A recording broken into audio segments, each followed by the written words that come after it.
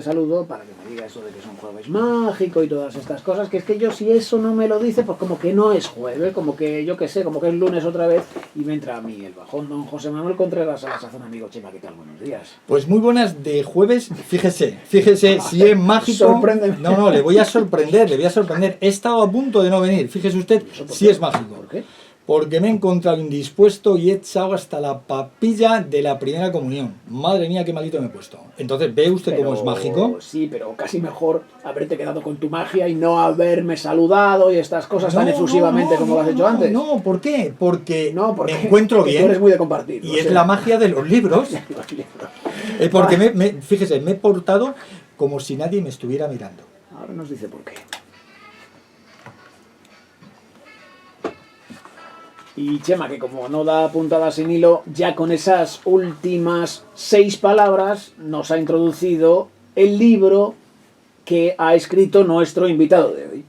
Sí, señor, Daniel Ojeda, que ya nos ha visitado en alguna otra ocasión y viene a hablarnos pues de eso, de su última novela, Como si nadie nos estuviera mirando. Hola Daniel, ¿qué tal? Buenas tardes. Hola, buenas tardes. Gracias por acompañarnos. Nada, gracias a vosotros. Bueno, ¿qué tal? ¿Qué tal en este tiempo que hace que no charlamos? ¿Bien? Muy bien, muy bien. Bueno, es verdad que es la tercera vez que nos vemos ya, Sí. tercer libro. Sí, Muy bien, ahí vamos. Y bueno, cuéntanos un poquito porque... Me encanta la portada, Sí. hablando un poco de todo, me encanta la portada. Sí, me alegro un montón. No sé. La ha hecho Albaricoque, Alba Canta la Piedra, que es la ilustradora, que también hará la de mi próximo libro, porque me gusta muchísimo cómo trabaja. Y la verdad es que estuvimos nosotros trabajando mano a mano y estoy muy contento con el resultado. Pues si la portada te gusta, el interior seguramente que te va a encantar, porque habla de esos personajes que algunas veces forman parte de los olvidados, que antes hablábamos fuera de antena, que incluso nosotros mismos en alguna situación de nuestra vida nos hemos podido considerar incluidos, ¿no?, en ese grupo de los olvidados, cuando tienes cierta edad en la adolescencia, incluso ya a estas edades que algunos calzamos, pues también se siente un poco olvidados. Pero cuéntanos un poquito qué van a encontrar nuestros oyentes en... Bueno, la historia habla de la familia, ¿no? Para mí es el elemento más fuerte de esta novela. Empezamos con Frank y Edna, que son dos mejores amigos. Él es homosexual y sufre un poco los prejuicios de la sociedad. Y ella es una chica que no se preocupa demasiado por nada, pero que le tiene muchísimo miedo a crecer. Entonces, los dos tienen conflictos con sus familias, o con su pasado, o con el presente, o con lo que vivieron en el colegio, pero estar juntos es un respiro, ¿no?, y les da fuerza. No puedo contar demasiado porque cualquier cosa que cuentes es spoiler, pero habla mucho sobre la familia, sobre todo la familia que elegimos, que construimos, porque yo creo que la familia no es solo la de sangre, sino la que encontramos por el camino. Que muchas veces es más importante esa familia que decidimos elegir en un momento determinado y nos acompañan durante toda nuestra vida o gran parte de nuestra vida, ¿no? Sabiendo, como dice alguno de los personajes, y no hacemos spoiler, que hay veces que las cosas se acaban y tampoco hay que dramatizar, sino simplemente se acaban. Yo creo que el poder de relativizar es súper importante y al final cuando te enamoras sabes que puede acabar. Cuando la vida también acaba, las amistades también, todo acaba. Entonces yo creo que al final tienes que disfrutar el camino, aprender lo máximo y ya está. Entonces tampoco irte a lo dramático, pero tampoco pensar que todo es eterno. Lo que pasa es que es verdad que eso es... A ver, que me abro mi propio micrófono. Es verdad que eso es fácil decirlo desde fuera o a posteriori, pero en el momento, en caliente, como quien dice, pensar en frío es difícil. Sí, yo no pienso en frío, Yo lo digo, pero yo no pienso en frío. Sí, pero es lo que aprendo. Otra cosa es que lo lleve a cabo o lo lleve siempre a cabo, pero vamos. Tengo que decir que haces un poco de trampa porque tú lo haces de esa manera, pero tus personajes, sin embargo, sí paran, sí reflexionan, sí se muestran, sí enseñan, sí caminan sin cierta prisa porque todo tiene su tiempo, todo va a llegar, pero ellos siguen viviendo, eligen su familia y a partir de ahí intentan resolver sus problemas, ¿no? Es un poco la idea general de todos los personajes. Sí, mis personajes al final son un reflejo de mí y del mundo que me rodea. Entonces es como si me miraran un espejo constantemente, pese a que son muy diferentes, porque tienen también cosas de otras personas, pero yo creo que son personajes muy desordenados. Entonces se van buscando todo el rato, van aprendiendo cosas, las desaprenden, las vuelven a aprender, y creo que al final eso también es la belleza de la vida, ¿no? Sí, sí. El ir aprendiendo y sobre todo reponerse, porque caídas las vamos a tener y aquel que no tiene caídas, hablábamos un poco fuera de la antena también, es los que van hacia la cima y venga y venga y venga dejando cadáveres por ahí, que ya veremos luego el resultado. Sin embargo, cuando tú has caído, el que tengas la posibilidad y la fuerza de levantarte, pues eso es lo que te muestran también estos personajes. Sí, yo creo que son personajes muy humanos, y es algo que siempre intento hacer, porque no me gustan los personajes que son perfectos. Y es complicado porque muchas veces cuando lees críticas, ¿no?, de los libros y tal, ay, es que este personaje no me cae bien, ¿no?, dice alguien. Y tú piensas, es que a lo mejor no está hecho para que te caiga bien. Claro. Porque no todos los personajes nos tienen que caer bien. Yo que sé, a mí un libro que me encanta es El perfume, y el protagonista es un asesino. ¿Me tiene que caer bien? No. Pero no está hecho para que me caiga bien. Entonces lo que intento es que haya de todo, haya personajes perfectos, imperfectos, que a lo mejor el prota nos cae súper bien al principio y al final nos cae fatal. Claro. Porque la vida es así. Y es verdad. Y pasa muchas veces con gente que conoces en tu día a día. Alguien que te causa una buena primera impresión y que luego te das cuenta de que no es así, y al revés también. Incluso alguien a quien quieres. Puedes querer mucho a tu madre y en algún momento te puede caer fatal. O tú a ella, ¿no? Es que no sé. Sí, somos humanos y entonces nuestras emociones las tenemos que gestionar de una forma determinada, y bueno, pues eso intentan o consiguen nuestros personajes. Voy a repasar rápidamente, Chema, la lista de los libros más vendidos esta semana en la Comunidad de Madrid. Los datos nos les facilita FNAC. En narrativa y sigue Los testamentos de Margaret Atwood, editado por Salamandra, era una de las candidatas a hacerse con el Nobel de Literatura, que finalmente ha sido para Olga Tokarczuk y Peter Handke. En De Bolsillo, El día que se perdió la locura, de Javier Castillo, editado por De Bolsillo. En Poesía Teatro, La teoría de los cuerpos de Zahara, editado por Águila. Y en Infantil Juvenil, La cita, una aventura de Jacominus Gainsborough, de Rebeca Dotremer, editado por Edelvives. Bueno, pues mira, para mayores, y ahora continuamos con David, es un libro de relatos, retratos humanos, un viaje al corazón de la empresa. Fíjese, aquí hay 11 relatos de 11 directores y directoras de recursos humanos, donde creo que nadie o muy poca gente como ellos conocen a las personas, pues tratan de ellos en las empresas, en grandes empresas. Abrir ese libro. Bueno, pues me da miedo que lo sostengas en tus manos. Este libro, directores de recursos humanos escribiendo sobre sus experiencias en algo que se llama El corazón, ¿cómo es el subtítulo? El viaje al corazón de la empresa. A mí me ha parecido muy interesante, por eso le traigo a nuestros micrófonos. Y vais a disfrutar con la lectura, os lo aseguro, porque está la parte humana de esos personajes dentro de las empresas de recursos humanos, y con quien más se mete es con los directores y directoras de recursos humanos, que de todo hay. Voy a leer un poquito de uno de los relatos, que se titula El veneno siempre mata, y dice así: recuerdo cuando me mataste, la muerte sienta también. Aquel consultor me había parecido un cretino desde el principio, y por fin constataba que lo era. Me contó que 5 años atrás yo, Luis Rivera, lo había mandado al paro, a la mierda, a la profesional. En Green sobran mediocres como tú, me contó, que le dije como despedida.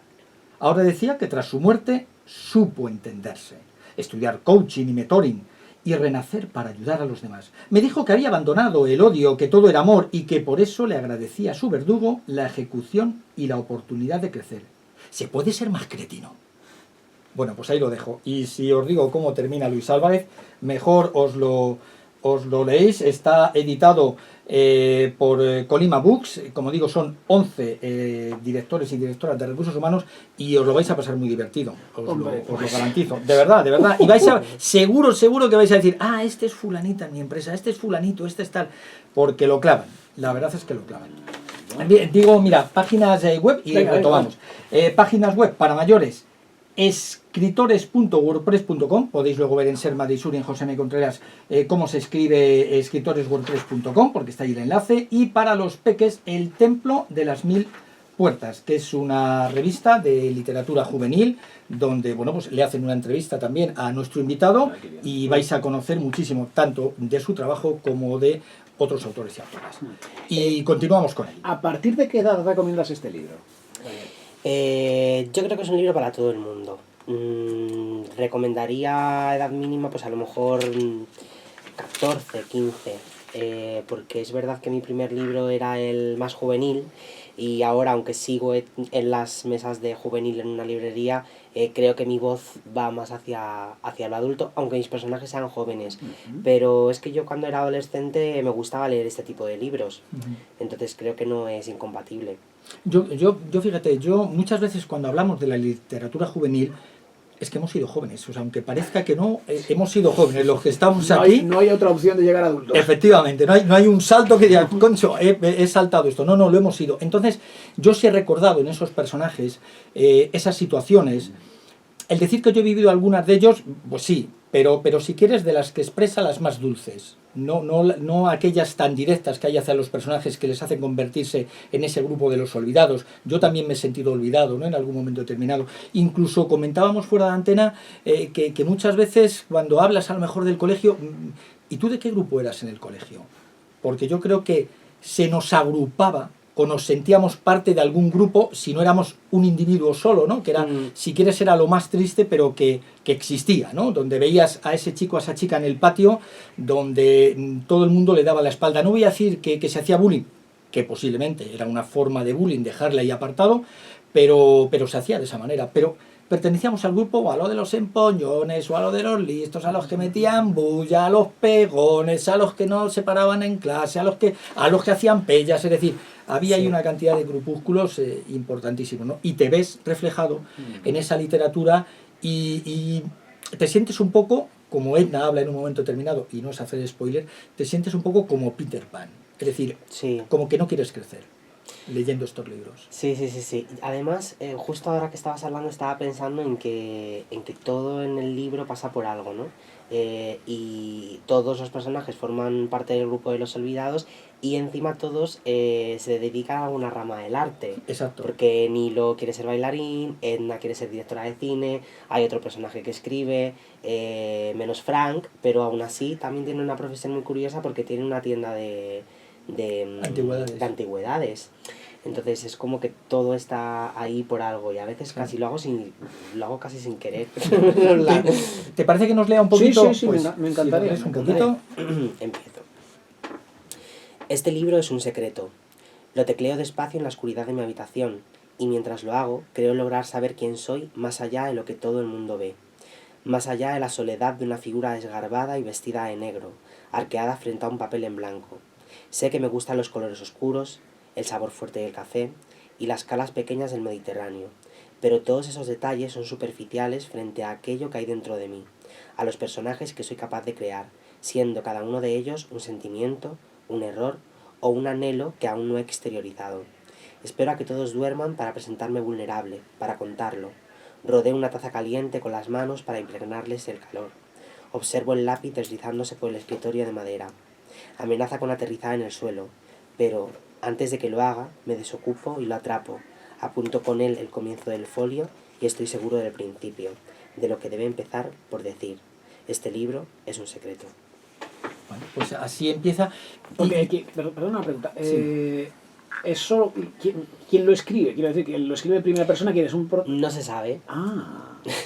Vale. Esa es la Pero porque el narrador no se conoce quién es el narrador. El narrador no se conoce quién es hasta el final. Vale. El final, efectivamente. Bueno, yo no escribo libros de giros tremendos ni nada. Entonces ya hacia la mitad más o menos puedes intuir o tal, ¿no? Pero hasta el final él no se... Hay una pregunta que he entendido de esa primera parte y que me parece crucial en el mundo de la literatura desde que nació esto, y es ¿qué es un personaje para un autor? O sea, ¿qué significa? ¿Es lo que he querido ser y no he podido, lo que he soñado, lo que desearía para mí, lo que soy, lo que... ¿Sabes? Siempre me ha llamado mucho la atención. Los personajes nacen al final. Puede haber una inspiración, por supuesto, puede basarse en alguien que conoces, pero es una parte del autor. Y siempre me ha llamado mucho la atención qué parte de un autor es un personaje. Que supongo que serán diferentes, pues para uno será un anhelo, para otro será una pesadilla, y me parece un tema que supongo que a los escritores os habrá preocupado desde el principio, ¿no? No sé si os paráis a pensar muchas veces eso, o sea, estoy escribiendo esto, me sale este personaje, ¿y de dónde me sale este personaje a mí? Yo creo que es justo lo que he dicho, ¿no? Un miedo, un anhelo, pero los personajes yo los concibo un poco como si fueran una parte de mi cuerpo, Ujú. o exterior o interior, porque es lo que decía al principio, ¿no? Que te puedes mirar en el espejo y encontrar muchas cosas de ti en cualquier personaje, incluso en el villano. Claro, claro. ¿No? Entonces no tiene por qué tener solo cosas tuyas el bueno, también el malo. ¿Tú qué escribes, Chema? ¿Qué me Sí, dices? no, sabes, yo considero que cuando tú tienes trazado un poco la novela con los personajes y demás, pero por lo menos en mi caso siempre se cuela algún personaje. Yo creo que ese personaje que se cuela está dentro de mí Mm, y está queriendo salir, está queriendo hablar y posiblemente lo que hago es prestarle mi voz para decir aquello que yo como persona no quiero, puedo o debo decir, pero sí el personaje es libre para hacerlo, ¿no? Entonces le dejo. Por eso muchas veces yo noto que el personaje se escapa de la historia. Si considero que el personaje se escapa de la historia, le dejo. Le dejo fluir porque yo creo que él sí sabe dónde quiere ir.